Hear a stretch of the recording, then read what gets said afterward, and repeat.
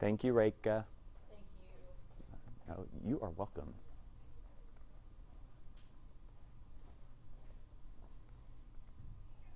Hey, good afternoon, everybody. Meteorologist Blake Mathews here. I want to give you a quick update regarding some strong storms up in Montgomery County. The Woodlands getting hammered at least about 15 minutes ago, with some areas picking up even some small hail. Those storms are now pushing up towards the Conroe area. In fact, take a look at the radar right now. Those of you out along 336, US 105 out there east of Conroe picking up some heavy rain. Also out to the west, stretching out towards just south of Lake Conroe, out there towards the Walden area, April Sound, getting into downtown Conroe itself. And these storms are drifting ever so slowly to the north. So those of you watching out towards the Willis area into New Waverly, you're going to want to watch these areas pretty carefully as these storms packing a punch as they continue to drift again slowly on up to the north. Those of you out there in western portions of San Jacinto County, you're going to want to watch these storms as well. Now the lightning data continues to flicker on and off.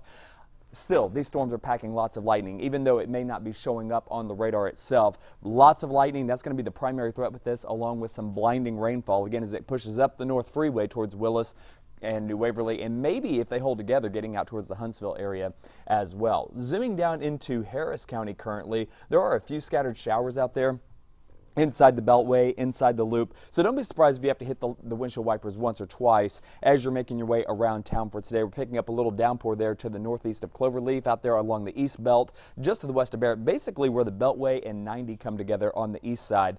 But that's about it as far as inside Harris County. Now up here towards Bush Intercontinental Airport in the Greens Point area, think Greens Road, south of Airtex, getting into Ritchie.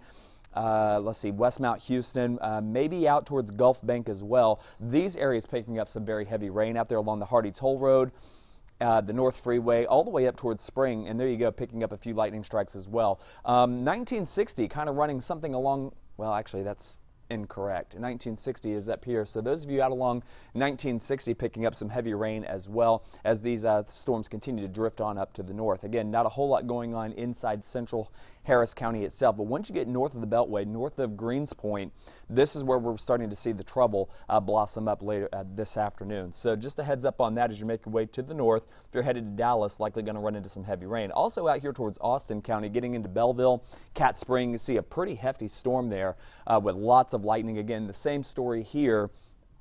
Lots of blinding rain, lots of lightning, and maybe even some small pea-sized hail out there as well. Monaville, we're watching your area as well. This is getting into southern Waller County, a heavy downpour with some lightning, but that's about it. These storms are drifting to the north.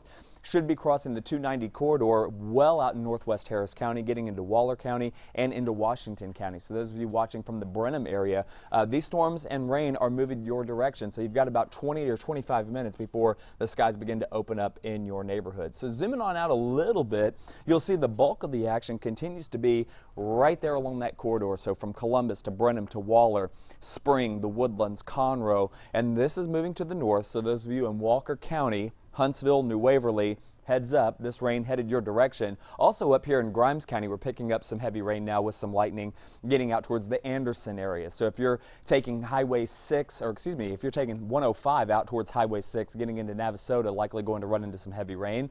And again, we're watching areas in western portions of San Jac County where more heavy rain and storms are moving up that direction. But again, here locally inside Harris County, not a whole lot going on. And look at that.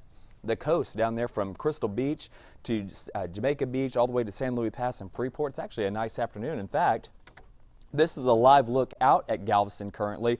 Very nice place to be. Seawall Boulevard packed with people. The beach is looking pretty okay. And look at that, even some blue water out there showing up underneath the Pleasure Pier. So this is the place to be this afternoon if you're looking to get away from the rainfall. It's actually very, very nice down there on Galveston Island currently. Couple that with this picture. This is a live look out over downtown Houston. You can see downtown there in the background. Cloudy skies, a few peaks of blue out there, but boy, a very tropical look to our atmosphere here across southeast Texas. And certainly that tropical atmosphere now beginning to ring out some heavy rain and some thunderstorms as well. Again, once you get north of Greens Point, so once you cross the Beltway, getting into North Harris County, that's where the rain really begins, and that's going to move up into Montgomery County. It already is over Montgomery County, into Walker County, San Jacinto County, we're watching you. Liberty County, you're pretty much rain-free at the current time. Grimes County, only in the southeast portion of that county are we seeing some heavy rain.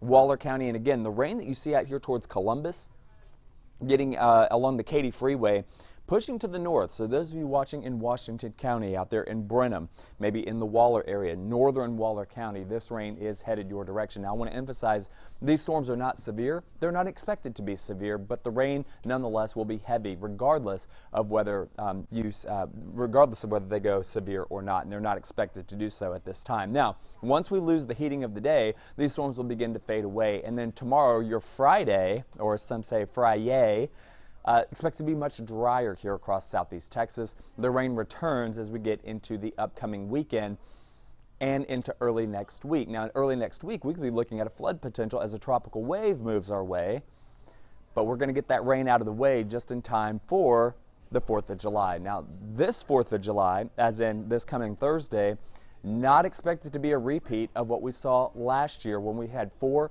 5 to as much as 10 inches of rain across southeast Texas. So speaking of, here's that 4th of July forecast. The fireworks display is expected to be good to go. We're not expecting any rainfall getting into Thursday night, of course, being the 4th of July. We are looking for some scattered afternoon showers, 20 to 30% of that, but it will be a dry evening, it looks like, as these storms, what few there are, begin to fade away after the sun goes down. Now, here's a look. The wettest 4th of July forecast we've ever, wettest 4th of July we've ever seen. 2018 officially at Bush Intercontinental Airport coming in at 4.19 inches. Again, not expecting a repeat of that from last year. So that's the good news. So go ahead and go forth with your 4th plans across southeast Texas. It should be a pleasant evening. At least that's the way the forecast is shaping up right now. Temperatures. Boy, it runs the gamut. Look at this. 71 degrees right now in Tomball, obviously rain-cooled air, versus 90 degrees out there in Brenham. And heads up, Brenham, that 90 degrees about to tank. You guys are going to be in the 70s very soon as that rain pushes up into Washington County. So heads up, temperatures all over the board.